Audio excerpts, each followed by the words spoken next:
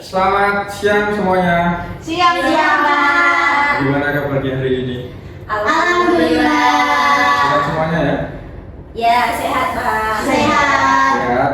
Oke, masih semangat? Ini siang-siang ya? Sedikit Oke, sedikit mengantuk. Walaupun masih ada yang capek, ada yang mungkin lemes. Materi kali ini kita cukup seru. Ya, karena ada kaitannya dengan kehidupan sehari-hari kita. Pasti teman-teman di sini ya, kalian sudah SMA pasti pernah yang namanya menggunakan AI, ya.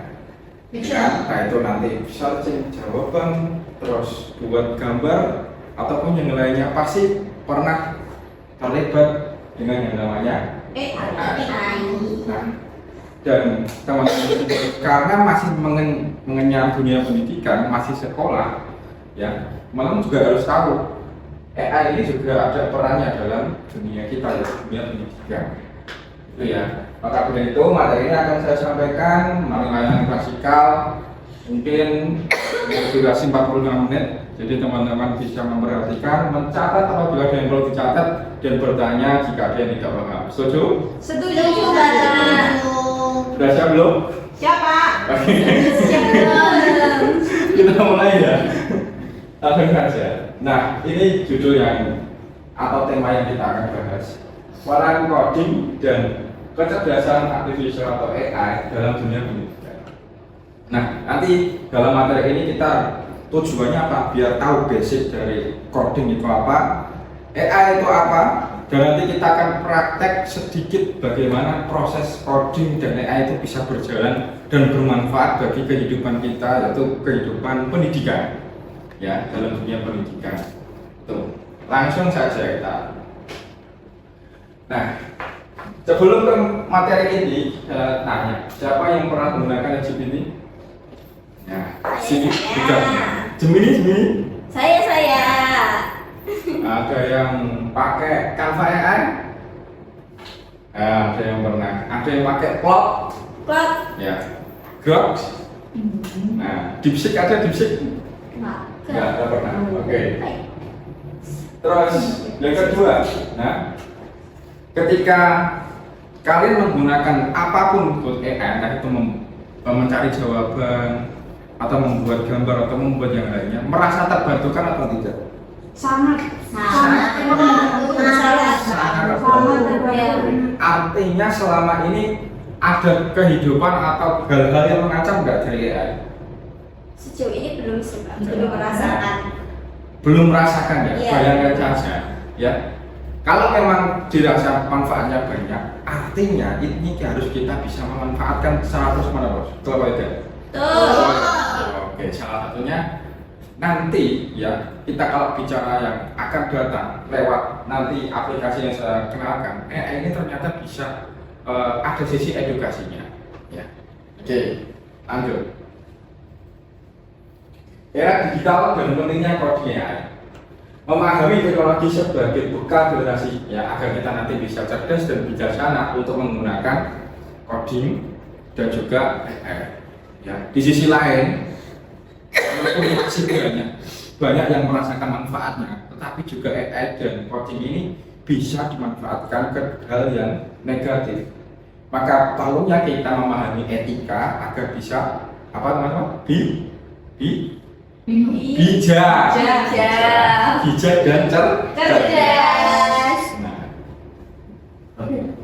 Nah, seperti yang kita tahu, sebenarnya teknologi, ya, coding itu sudah ada di kehidupan kita sehari-hari.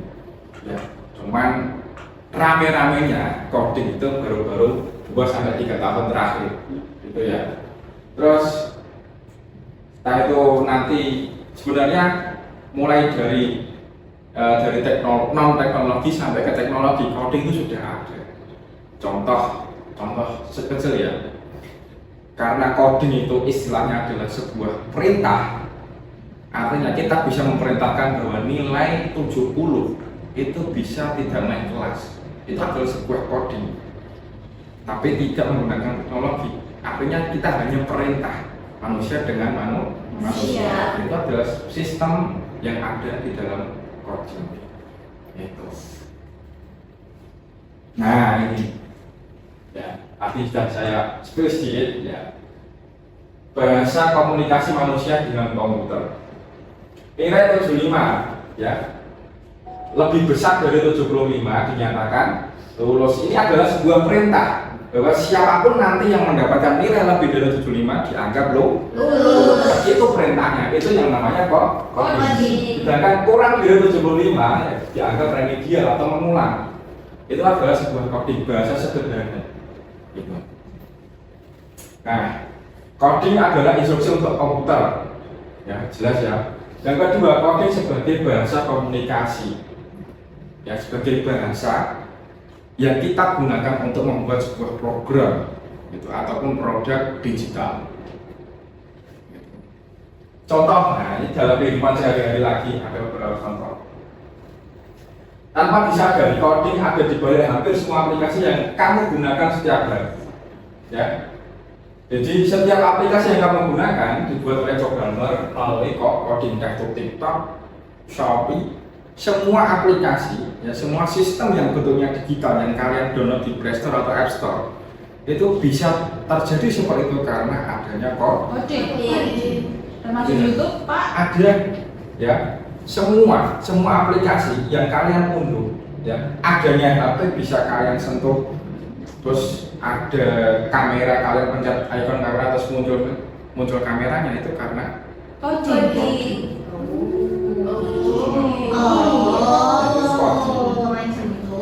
Iya, sampai sini jelas ya. Jelas. Artinya coding itu bukan hanya kode rahasia, tapi sebuah perintah apapun itu yang bisa menghasilkan sesuatu.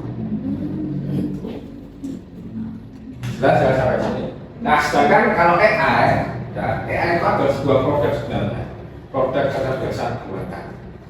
Yang namanya kecerdasan buatan artinya dia itu dibuat, bukan muncul dengan sendiri. Ya, bedanya dengan manusia itu manusia bisa cerdas karena dilatih. Ya, sedangkan AI ini dibuat, ya, dibuat oleh manusia.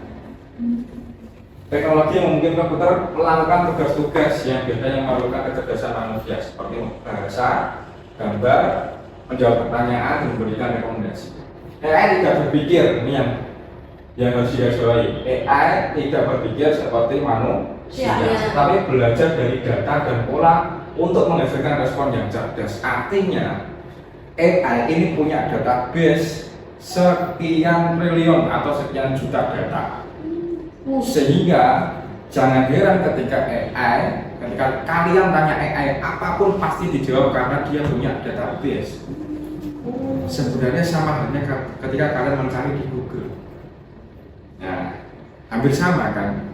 Bedanya AI itu lebih responsif, ya, lebih responsif, bisa terlihat emosional juga. Ya. Kalau Google kan dia hanya memberikan rekomendasi. Silahkan kalian pilih yang mana, pilihan-pilihan. Kalau AI langsung bentuk berupa jawaban. Itu ya. Nah, kemampuan utama AI itu bisa memahami bahasa, mau pakai bahasa apapun pasti paham, ya. Karena itu tadi database-nya sangat luas. Ya, kemudian mengenali gambar juga bisa. Kalian punya gambar apa, kalian upload di ChatGPT, kan ini gambar apa pasti keluar. Ada keterangannya, sama kayak dengan Google Lens, sama seperti itu. Kemudian belajar dari data dan pola, apapun dokumen apapun kalian masukkan ke ChatGPT atau ke Claude, pasti mereka akan bisa analisis ini dokumen apa, bisa membaca dan bisa memberikan hasil analisis. Itu ya yang kemampuan yang paling dimiliki oleh AI. Oke, kita lanjut. Nah, ini contoh-contoh yang sering kita gunakan, ChatGPT, terus YouTube, recommendation face recognition, dan yang lainnya. Ini adalah sebuah AI yang kita gunakan sehari-hari. Kalau kalian kan pasti punya sosial media? Punya? Nah, bohong. Ya banyak banget. TikTok, kalian angkat tangan TikTok. Nah, kalian pasti di FYP kalian itu pasti ada sebuah video-video atau hal-hal sesuatu yang kalian sukai. Betul? Iya, betul. Nah, karena apa? Karena TikTok itu bisa membaca data pencarian teman-teman, termasuk Google, termasuk Instagram, dan juga YouTube. Akhirnya apa? Semua data yang kalian cari dikumpulkan untuk muncul sebuah rekomendasi yang akan ditayangkan di akun sosial media teman-teman semuanya. Itu namanya algoritma, dan itu dibuat oleh manusia. Nah, oke.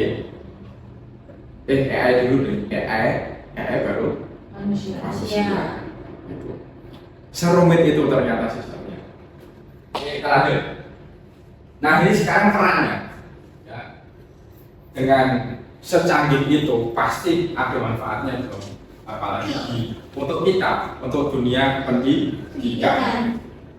Yang pertama untuk murid dulu, untuk kalian, ya, mencari bahan belajar, kalian boleh ya bisa manfaatkan semuanya, ya. Kemudian memahami materi yang sulit, latihan soal juga bisa, menerjemahkan, ya, diskusi dengan AI pun bisa. Sedangkan untuk guru itu bisa membuat bahan ajar, membuat perangkat pendukung pembelajaran, ya kan, dengan agak lebih kreatif. Ya.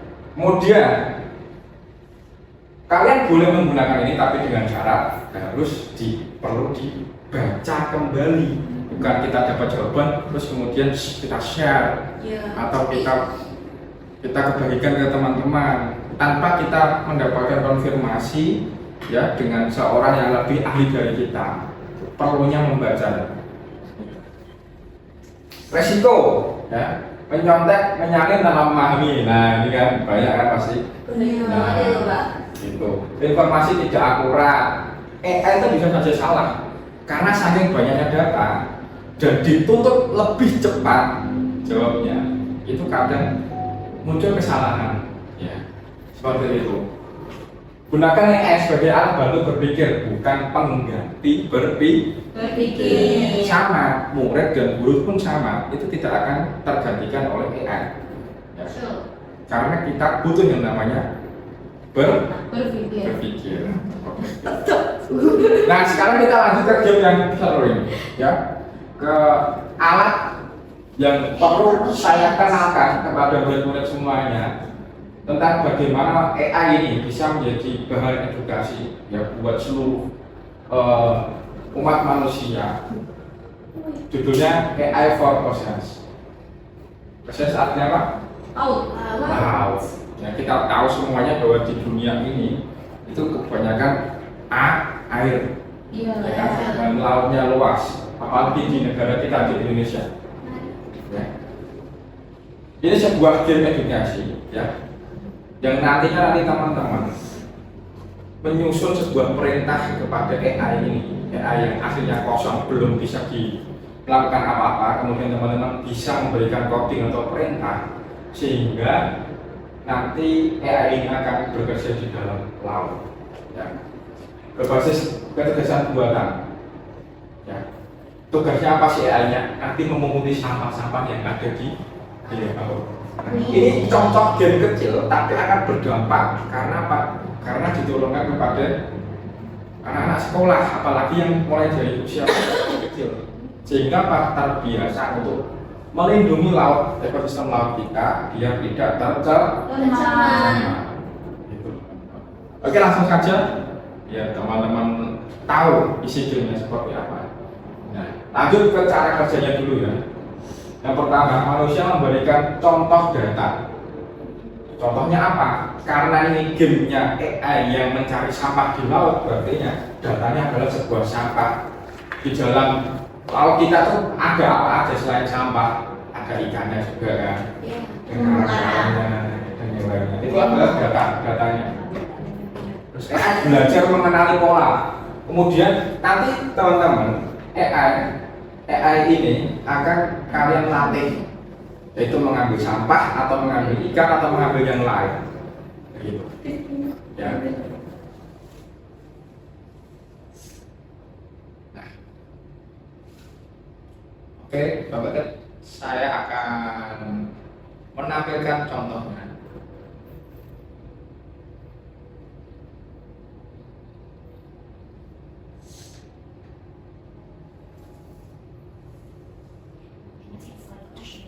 juga tidak muat ya.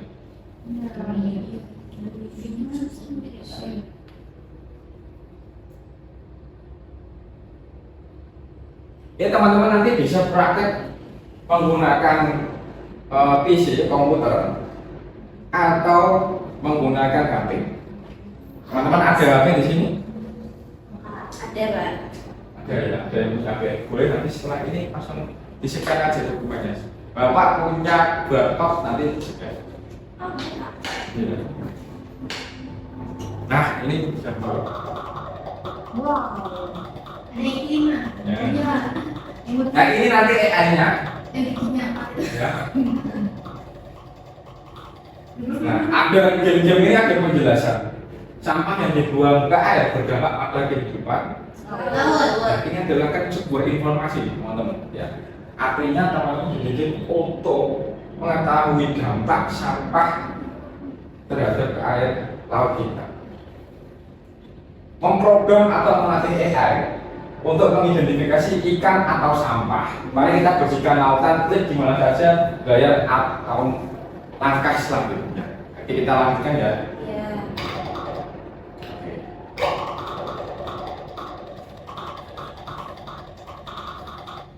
Nah, AI ini, robot ini, itu tidak tahu yang mana yang ikan, yang mana yang sampah. Maka kita perlu bantuan. AI ini perlu bantuan teman-teman. Ya, nanti baru tunjuk ya yang mana yang ikan. Ya, oke, Pak. Oke, Pak. Oke.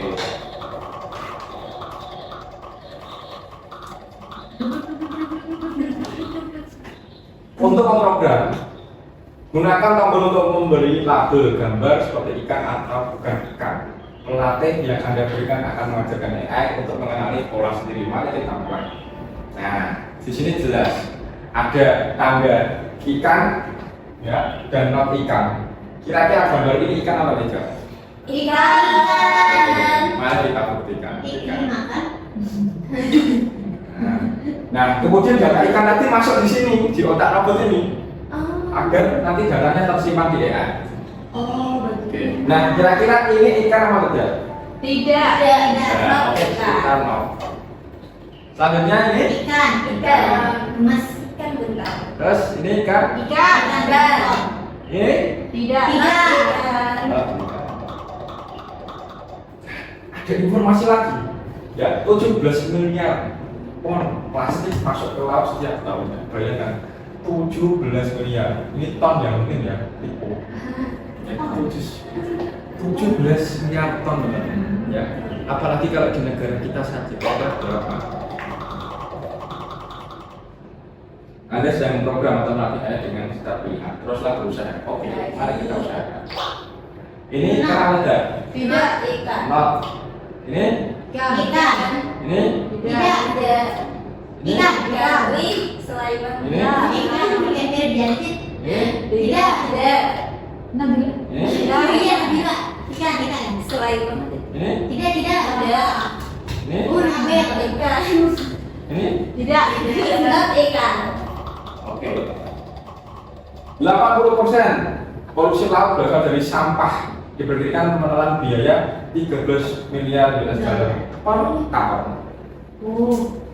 Ini kata ya. Iya, banyak. Oke, berarti ini akan ada banyak teman-teman, ya. Tapi karena kita durasi, jadi kita cukupkan untuk skip ke langkah selanjutnya. Saya. Nah, setelah kita program tadi dengan memilih ikan atau bukan ikan, datanya tersimpan di sini di robot ini. Ya, mari kita mulai. Kira-kira robot ini bisa menyaring sampah yang ada di laut atau tidak? Oke.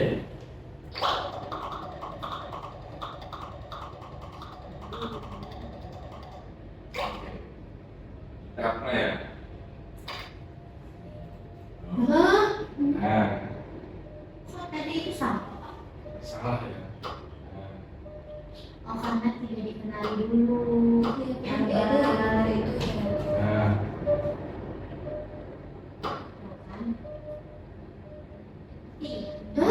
Tadi tidak ada. Iya.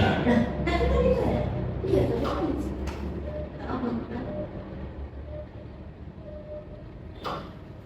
nah, kenapa kok tadi ada beberapa ya. Ada beberapa yang ada ban tadi ya, Ya. ada ban. Terus Tidak ada beberapa yang tiba-tiba masuk di robot. Karena dari awal ban itu tidak ada, tidak terscan di sini, tidak dimasukkan di sini. Artinya jelas AI ini punya kekurangan karena datanya kurang lengkap, ya kan? Betul apa tidak? Solusinya apa kira-kira? Dikenalkan dulu, artinya perlu data lebih banyak. Nah, seperti itu kita tuh bisa melihat keterbatasan AI sebenarnya. Betul apa tidak? Terbatasnya apa? Dia butuh data banyak sekali, ya kan? Maka dari itu mau secanggih apapun kecerdasan buatan, ya tetap buatan, ya tetap canggih atau lebih cerdas yang mampu buat. Itu teman-teman. Nah, AI ini nanti bisa belajar di rumah, ya, atau kenalkan dengan adik-adik yang di rumah. Yang punya adik kan, yang punya adik kan? Punya. Nah, yang punya, ya. Ya. Nanti dikenalkan. Biar apa? Ini sebenarnya itu bisa menjadi manifestasi teman-teman, ya. Menjadi agar kita bisa lebih peduli dengan lingkungan, ya kan? Ya. Lebih peduli dengan laut kita, karena kita negara maritim, ya. Negara yang banyak lautnya. Gitu. Nah, kita lanjut ke materi ya sebelum penutupan. Nah, ini tadi, ya, kalian bisa scan nanti, ya. Nanti saya kirim ke grup kelas ya. Ya, baik Pak. Ya, bisa di scan agar nanti coba lebih eksplor lagi, lebih lama. Itu ya. Nah, mengapa sih game seperti ini tuh dianggap penting? Ya, menjaga laut Indonesia. Jelas tadi karena negara kita negara maritim, ya kan? Nah, perlu game-game yang mengedukasi. Artinya dunia pendidikan terus membutuhkan edukasi seperti ini sehingga tidak terkesan membosankan, ya kan, tidak monoton. Praktek-prakteknya, ya, nilai karakter yang dikembangkan. Ya. Kalau kita belajar dengan AI atau dengan coding, satu paling tidak kita bisa melatih berpikir kritis kita. Ya kan? Yang kedua, sisi kreatif kita tetap ada, ya. Kita bisa membuat sesuatu, itu namanya sisi kreatif. Dan ketiga, bertanggung jawab dan menggunakan teknologi, ya. Paling tidak kalian menggunakan atau memanfaatkan secara bijak, itu namanya bentuk tanggung jawab. Dan keempat, peduli lingkungan, jujur dalam belajar. Ya, kalian bicara apa hanya di ChatGPT kan, kalian nggak tahu apa yang kemudian tanya apa jawabannya, itu kan salah satu bentuk kejujuran. Nah, dari yang saya sampaikan tadi, ya kan, kira-kira apa pesan teman-teman yang kalian dapatkan mulai dari tadi penjelasan tentang AI dan coding? Apa kira-kira? Kira-kira teman-teman bisa lebih tahu tentang coding atau enggak tadi dengan penjelasan saya? Ya, lebih tahu Pak. Terus ternyata tadi ada game kayak kita mengenali pola gambar gitu kan. Baru tahu juga ada AI yang kayak gitu. Iya. Kira-kira kalau kita terapkan di sekolah kita, menyenangkan atau tidak kerja seperti ini? Menyenangkan. Ada suami-suaminya blubub ya. Blubub tuh seru banget tuh Pak. Seru. Nah, itu teman-teman. Nah, kira kalau misal ada game-game seperti ini lebih banyak lagi, nah itu di sekolah SD, SMP, SMA, kira-kira lebih mudah dipelajari atau susah? Lebih mudah. Dan tidak apalagi tidak membosankan. Juga Pak. Itu teman-teman. Oke. Terakhir, ya, pesan dari saya. Masa depan bukan hanya milik mereka yang mampu menggunakan teknologi, tetapi milik mereka yang mampu berpikir kritis, ya kan, berkarakter, ya, cinta alam tadi, salah satunya AI for Ocean, ya. Terus menggunakan teknologi untuk menciptakan solusi bagi kehidupan. Dengan adanya AI for Ocean, siapa tahu nanti ada robot pembersih sampah di laut, ya kan? Karena robot kan diprogram. Iya. Sama dengan game ini. Game ini juga diprogram, artinya sudah ada bibitnya, tinggal nanti dikembangkan. Siapa tahu nanti di Indonesia termasuk kalian selaku generasi penerus bisa membangun dan memanfaatkan teknologi ini. Gitu ya. Kira-kira tertarik atau tidak mengembangkan ini? Tertarik. Oke, cukup seru ya. Nanti bisa dipelajari lagi. Siapa? Sekian dari saya, mohon maaf apabila ada kekurangan. Semoga bermanfaat. Jangan lupa untuk selalu belajar. Oke, Pak. Assalamualaikum warahmatullahi wabarakatuh. Waalaikumsalam warahmatullahi wabarakatuh. Terima kasih, Pak.